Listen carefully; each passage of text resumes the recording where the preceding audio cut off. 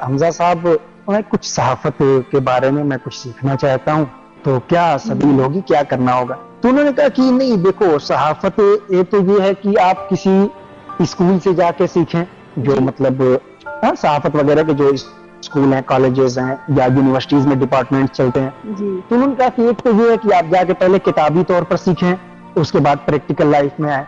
دوسری چیز یہ ہے کہ آپ پریکٹیکل لائف میں آ جائیں، دھیرے دھیرے آپ سیکھ جائیں گے۔ تو میں نے کہا کہ میں گریجویشن تو آلریڈی کر رہا ہوں، ایک وقت پہ دو کورسز تو کیے نہیں جا سکتے، تو کیوں نہ میں پریکٹیکل ہی شروع کروں؟ تو انہوں نے کہا کہ بالکل تم شروع کر سکتے ہو۔ تو انہوں نے مجھ کو اپنے ساتھ رکھ کے تھوڑا رہنمائی انہوں نے کرنی شروع کی کہ ایسے خبر بنائی جاتی ہے اور ایسے مضامین لکھے جاتے ہیں، اور یہ ساری چیزیں تو ان کی رہنمائی میں ہی میں نے کام شروع کیا۔ 2014 میں جب وارث اودھ کو ایکسٹینڈ کیا گیا اور اس کے صفحات میں اضافہ کیا گیا، تو وارث اودھ کے ادبی صفحات کو میری نگرانی میں دیا گیا اور اس وقت مجھے سب ایڈیٹر بنایا گیا وارث اودھ کا۔ تو تقریباً میں نے 2.5 سال کے آس پاس میں نے وارث اودھ سے جڑ کر کے کام کیا۔ ان ایام میں ڈیلی میں ایک کالم بھی لکھا کرتا تھا اخبار میں، اور جو ادبی صفحات تھے اس کی ایڈیٹنگ بھی کرتا تھا۔ اس کے بعد پھر 2017 میں جب میں نے ایم فل میں ایڈمیشن لیا تو شہر چھوڑنا پڑا، یونیورسٹی کیمپس میں جانا پڑا، تو اخبار سے وہ تعلق بھی چھوٹ گیا۔ تو یہ جو تقریباً 6 سال کا عرصہ میرا رہا صحافت کا، وہ میں نے اپنے استاد امیر حمزہ اعظمی صاحب کی نگرانی میں کام کیا، اور بڑے اچھے تجربات بھی ہوئے، بہت کچھ سیکھنے کو ملا، اور ظاہر سی بات ہے یہ انہی ایام کی دین ہے کہ آج بہت کچھ ہم لکھ پڑھ لیتے ہیں۔ جی تو یہ ایک تجربہ تھا، اور ہاں اچھا تجربہ تھا۔ یقیناً آپ کی جو آج یہ کی گفتگو ہے نا، یہ ہمارے سامعین اور ان لوگوں کے لیے ایک سبق کی طرح ہے، ایک درس کی طرح ہے جو شاعری کرنا چاہتے ہیں، یا جیسے آپ نے شروع میں کہا کہ شاعری جو ہے وہ ایک الہامی صنف ہے، لیکن پھر بھی اس کو امپروو کرنے کے لیے، اس کو مزید بہتر بنانے کے لیے آپ جیسے شعراء کرام کی گفتگو کافی مددگار ثابت ہوتی ہے ہمارے لیے اور ہمارے سیکھنے والوں کے لیے، تو اس کے لیے بھی میں آپ کی شکر گزار رہوں گی۔ اور اب یہ جو آپ کا جو افسانے کا نام ہے، یہ کافی آپ نے منفرد رکھا ہے، یعنی نام ہی کافی ایک دعوت فکر دے رہا ہے کہ یہ کیا ہے، ببول پر ٹنگی نیند، تو اس کے بارے میں آپ کچھ روشنی ڈالیے۔ یہ اصل میں دیکھیے، تو میں نے افسانوی مجموعے کا نام بھی ببول پر ٹنگی نیند رکھ دیا گیا ہے۔ یہ ایکچولی ایک افسانہ ہے جو اس مجموعے میں شامل ہے۔ اچھا میں سمجھ گئی جی، لیکن یہ کافی یونیک منفرد ہاں، تو اصل میں ببول پر ٹنگی نیند کا یہ تصور کچھ دنوں پہلے جب محفل تنقید میں یہ افسانہ پیش کیا گیا تو وہاں پر بھی یہ سوال آیا تھا کہ یہ اتنا گھماؤدار جو عنوان ہے یہ کیسے ذہن میں آیا۔ دیکھیے اصل میں ہوتا کیا ہے کہ ببول کا جو درخت ہے یہ ظاہر سی بات ہے، اس میں نہ تو کوئی پھل ہوتا ہے نہ سایہ ہوتا ہے، بالکل، یعنی یہ مکمل محرومی کا استعارہ ہے۔ بالکل بالکل، ببول کے نام سے کانٹے ہمارے ذہن میں آتے ہیں، بس وہی ایک کانٹا ہی آتا ہے اور کچھ نہیں آتا۔ جی جی، اور جب آپ کی نیند غائب ہو جائے، اضطرار کی یا اضطراب کی صورتحال ہو، تو ظاہر سی بات ہم کیا کہتے ہیں کہ کانٹوں کے بستر پہ سوئے ہوئے ہیں، مطلب نیند نہیں آ رہی ہے، کروٹ بدل رہے ہیں۔ تو نیندیں اگر کسی کی گم ہو رہی ہے تو یہ وہاں سے ریفرنس لیا گیا کہ نیندیں جو گم ہوتی ہیں وہ ببول کے درختوں پہ جا کے ٹنگ جاتی ہیں، کیونکہ ہمارے پاس نہیں ہوتی اور ہم کانٹوں پہ ہوتے ہیں، تو یہ فاصلہ ہے۔ ایک فیلنگ بھی وہی ہوتی ہے کہ کانٹوں پہ بستر پہ آپ کروٹ بدل رہے ہیں، کوئی بھی پریشانی ہے یا کوئی بھی آپ کے خیال آ رہے ہیں تو یہ آپ نے لیا، تو بہت یقیناً یہ پڑھنے کے لائق ہوگا، اور ضرور ہم پڑھیں گے جب آپ کا یہ شائع ہو جائے گا انشاءاللہ۔ جی جی انشاءاللہ بالکل۔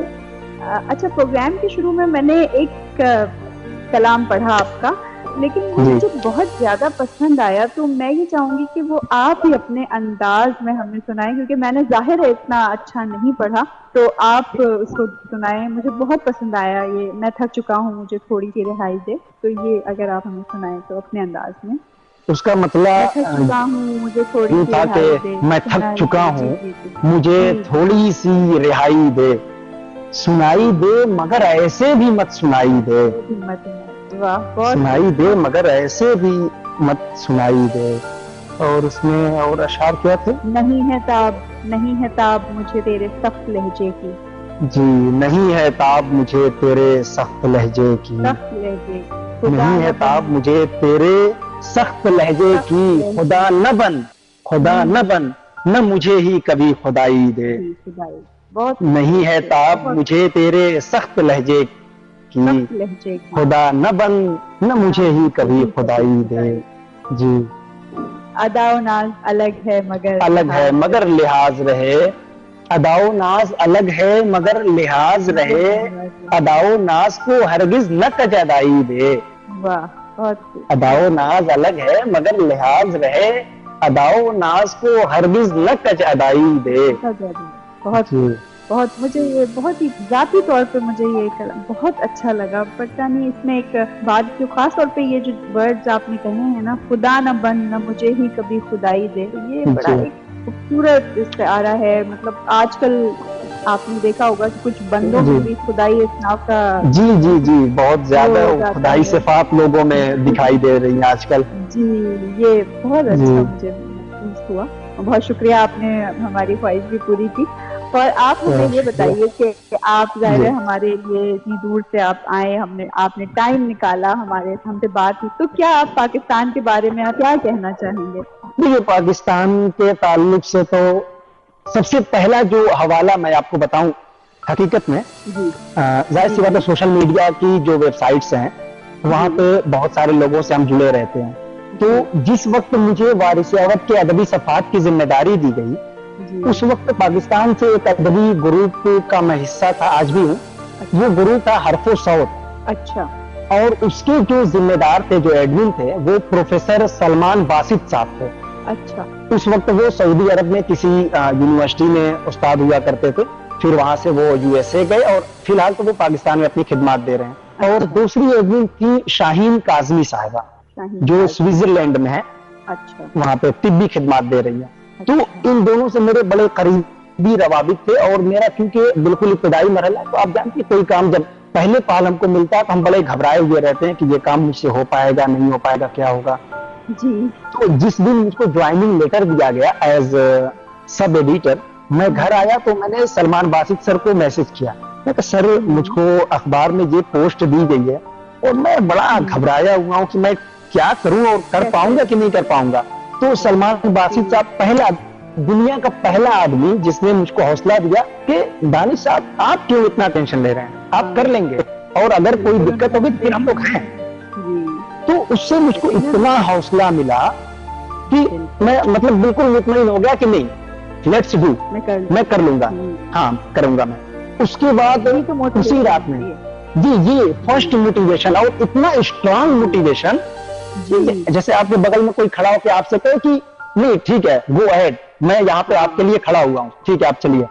تو وہ ایک مطلب اعتماد جو رہتا ہے وہ پوری طریقے سے بحال ہو جاتا ہے کہ نہیں، میں کچھ بھی کر سکتا ہوں. بالکل بالکل. پھر انہوں نے اسی رات میں شاہین کاظمی صاحبہ سے بات کی کہ دانش نے ایسے ایسے کہا ہے، تو ان کے جو ادبی صفحات ہیں ان کے لیے کچھ آپ مواد ان کو بھیج دیجیے.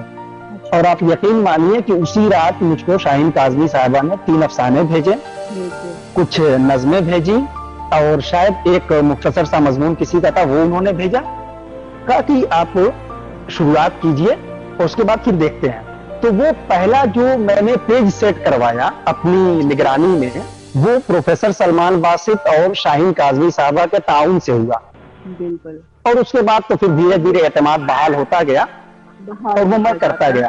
تو جہاں تک آپ پاکستانی دوستوں کے تعلق سے آپ بات کر رہی ہیں، تو ظاہر سی بات ہے یہ محبت ہے، خلوص ہے، ایک ادبی جو ہمارا مطلب ارتباط ہے، تعلق ہے، یہ بہت مضبوط ہے. اور بہت سارے ہمارے دوست ہیں، میں ادبستان کی ظاہر سی بات ہے ادارت میری ذمہ داری ہے، تو پاکستان سے بہت سارے دوستوں کے افسانے آتے ہیں، بہت سارے لوگوں کے مضامین آتے ہیں، اور سب شائع ہوتے ہیں یہاں پہ. تو یہ ادبی تعلق ہم لوگوں کا الحمدللہ بہت مضبوط رہا ہے، ہمیشہ سے بہت اچھے لوگ رہے ہیں حلقہ احباب میں. جی بالکل. یہ تو ایک الگ بات ہے جو باقی چیزیں ہیں، لیکن یقین مانیں کہ ہم لوگ بھی